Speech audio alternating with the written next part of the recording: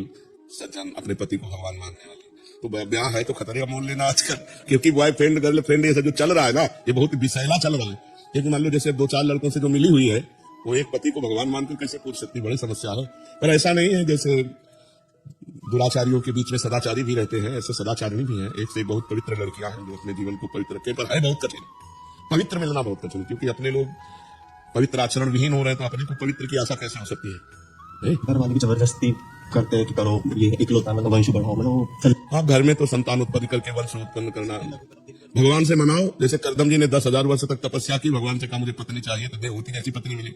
10,000 ना सही तो साल भर सही साल भर कुछ अनुमान कम पाओ, शंकर जी की उपासना करो, महाराज हमें पत्नी दे दो। भगवान शंकर की आराधना करो, कि हमें देवी जी की आराधना करो, तो कोई होगी सुशील सज्जन मिल जाए। होती बहुत कम है। पर भगवान ने कहीं ना कहीं अगर ब्याह है तुम्हारे भाग्य में तो लिखा ही होगा, कहीं ना कहीं तैयार हो रही होगी वो भी आपकी वाणी ऐसा हो श्री जी की इच्छा समझ के ही बस चलता रहे कि बस अब जैसे उनकी इच्छा थी। बिल्कुल बिल्कुल। बकाया आपका जो प्रश्न है बहुत गंभीर प्रश्न है कि आज सुशील बच्चों को सुशील बच्ची मिलना या सुशील बच्चियों को सुशील बच्चे मिलना बहुत दुर्लभ बात हो गई, क्योंकि स्कूलों में नए नए बच्चे जो थोड़ा अच्छे, वो भी मतलब भ्रष्ट मार्ग में जा रहे हैं, जैसे नशा करना, गर्लफ्रेंड बॉयफ्रेंड बनाकर बेविचार करना, ये सब बहुत गंदी बातें हो रही है हमारे देश में। पहले हमारे समय में तो था ही नहीं, गर्लफ्रेंड बॉयफ्रेंड था ही नहीं, सिस्टम ही नहीं था, गंदी भावना नहीं थी। अभी जब से मोबाइल चला ना, तब से गंदी भावना का बच्चों में सृजन हो गया, गंदी गंदी बातें, अब तो लिव इन रिलेशन भी चल गया। वो तो और भी बुरा है महाराज। बिल्कुल बिल्कुल नहीं, ये हमारी भारतीय पद्धति नहीं। ये कलयुग का अंतिम चरण होगी। अभी तो प्रथम चरण है, 4,32,000 वर्ष का है, जिसमें अभी 5,000 के ऊपर हुआ है, अभी तो 32 पूरे नहीं हुए हैं। अरे भा भ्रष्टाचारा सब संसारा धर्म सुने नहीं काना, कलिकाल बिहाल की मनुजा नहीं माने को अनुजा तनुजा। ऐसा मतलब समय कलिकाल का आएगा, कहां से कौन से क्या क्या चरित्र है, कैसे मतलब उसकी व्याख्या कैसे करें।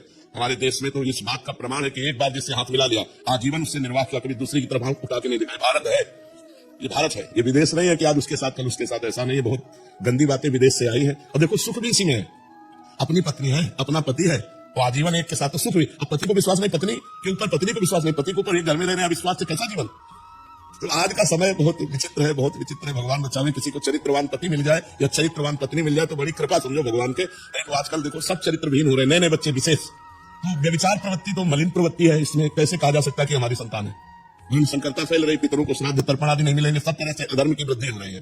हमें लगता है सुधार करो भाई, जो सुन रहे हो, अपने चरित्र को पवित्र रखो, अपने जीवन को महान बनाओ। ये सब गंदी बातों से कोई महान नहीं बनता है।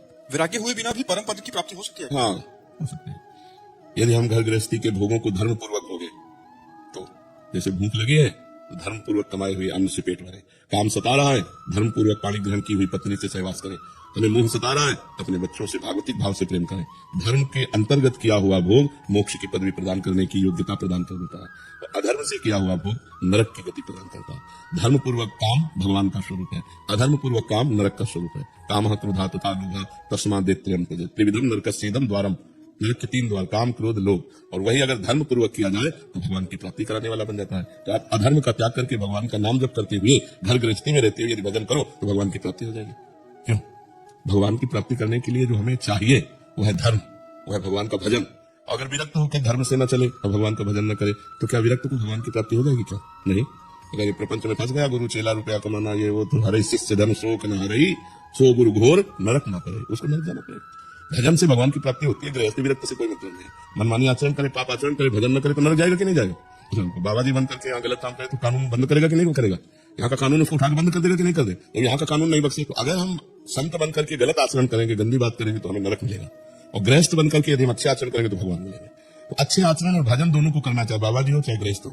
अगर अच्छे आचरण और भजन है तो भगवान की प्राप्ति है, चाहे गृहस्थ हो चाहे विरक्त हो। आचरण भ्रष्ट है, भगवान को भजन नहीं तो कोई भी हो, कहते दुर्गति है, यहाँ भी दुर्गति वहां भी दुर्गति। महाराज जी, मेरा प्रश्न है कि आपसे सारी दुविधाओं और समस्याओं का समाधान प्राप्त होने के बाद भी महाराज जी आपकी बातें जीवन में उतारने में असमर्थ हो रहा हूँ महाराज जी, इसके लिए असमर्थता इसीलिए कि भजन नहीं है। अगर भजन रूपी अध्यात्म बनो तो समर्थ हो जाओगे। कौन सी कठिन बात है आपको बताओ, क्या कठिन बात है? हाँ जी, मैं तो पिछले बार आया था तो अबला नसीब का संकल्प आपसे कहा टूट जाता है, तो आपने कहा था कि बड़ा वृक्ष होता है ना, जब वो आंधी में उखड़ जाता है तो महीनों हरा भरा दिखाई देता है, लेकिन उसकी जड़ नहीं होती। समझ रहे ना? ऐसे अनेक जन्मों से हमारे संस्कार गलत हो चुके हैं, अब हम शरणागत हैं, माने उनकी जड़ उखड़ गई हो और हरे भरे कई महीनों तक दिखाई देंगे। तो ये हो सकता है कि कई वर्षों तक आपकी शिथिल साधना होने के कारण आपको विषय आकर्षण करके भ्रष्ट कर दे, लेकिन विश्वास करो आप शरणागत हो, आप भगवान के जन हो, एक दिन विजय प्राप्त करोगे। ये दृढ़ विश्वास रखो और नाम जप करते रहो, और जितना बच सकते हो बचते रहो। जब ना बचने की बात आए तो ऐसे हो जाओ भगवान से, आप मुझे बचा लो, हमारी बात मानो, ऐसा करना।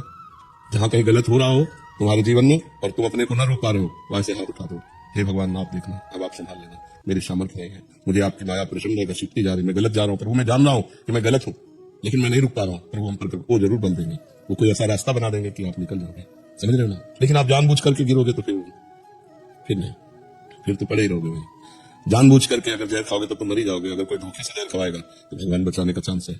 मीरा जी को जहर पिलाया तो बच रहे ना, लेकिन जानबूझ के जहर खाओगे तो मर ही जाओगे। फिर ये जहर से भी विषैला है विषय, बहुत जन्मों से भोगते आ रहे हैं, तो जहां अब लगता है कि हम गलत काम नहीं करेंगे, अवसर मिला तो फिर गलत कर बैठते हैं, तो फिर परमार्थ से निराशा आ जाती है। सबसे ज्यादा घाटे की बात होती है कि हमसे गलती हो गई, तो वो गलती क्या करेगी, इधर का उन्नति मार देगी, मन ही नहीं लगेगा भजन में, सत्संग में, साधु महात्माओं की बातों में, मन ही खराब हो जाएगा, फिर हमारा जीवन बर्बाद हो जाएगा।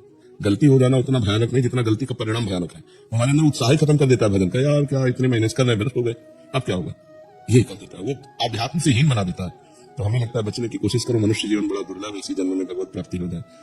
जहां गिरने को, हमारी एक बात पकड़ लो, जहां गिरने के चांस हो आप समझ ना सकते हो, वहां से हो जाना अंदर से भगवान वो तुरंत संभाल लेंगे। गिरोगे तो उनकी गोद में गिरोगे। जन गुण प्रभुमान न काऊ, दीन बंधु अति मृदुल स्वभाव, बहुत दीन बंधु करुणा में भगवान है।